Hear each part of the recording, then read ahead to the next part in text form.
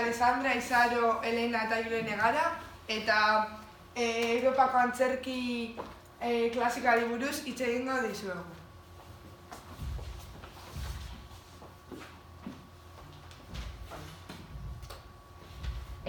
Mendebaldeko Erromatar Inperioa erori ostean, antzerki klasikoa erabat ahaztu zen. Antzerkia ahatik ez zen guztiz desagertu. Ikuskizunetan bufoiak, joglariak eta trabalariak egoten ziren. Jai erlijiotsuetan, heriotz dantzetan eta inauterietan.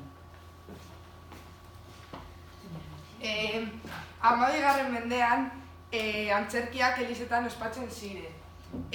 Antzerki kristauak. Adibidez, Gabon Gaba eta Aste Santua. Eta denbora bat pasata elizetako arkupetara atera ziren eta urte batzuk geroago plazetara.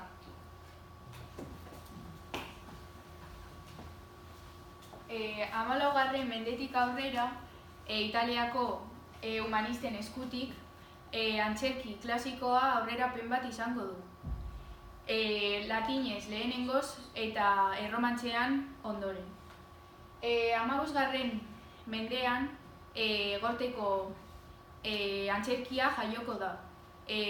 Inspirazio klasikoa eta gai profanoak izan zituen ikuskizunak ziren.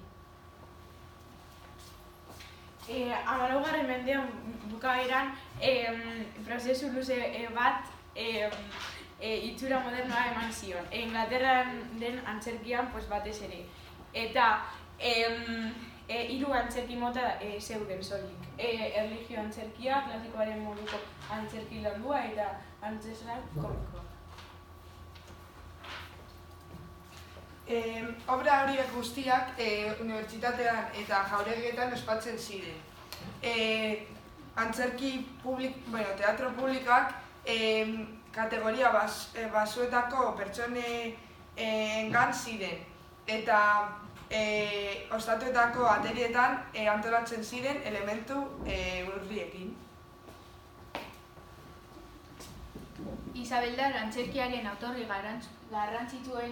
garrantzitsuena Keats, Marlowe, Johnson eta batez ere Shakespeare izan ziren. Hamlet, Danimarkako printzea, William Shakespeare idazle ingelesaren obra da. 5 ekitaldietako tragedia da. 1802an idatzi zuen. Eta urte bat geroago argitaratu zuen. Hau da, William Shakespearen obrarik ezagunena da. Eta haren bakarrizketarik ezagunena da.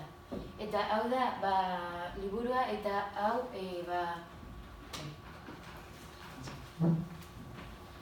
Obra honek itzulpen asko izan ditu hizkuntza askotan.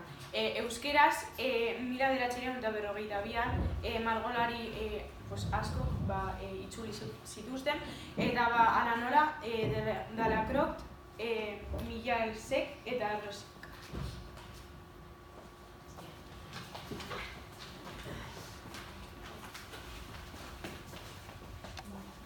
Agur!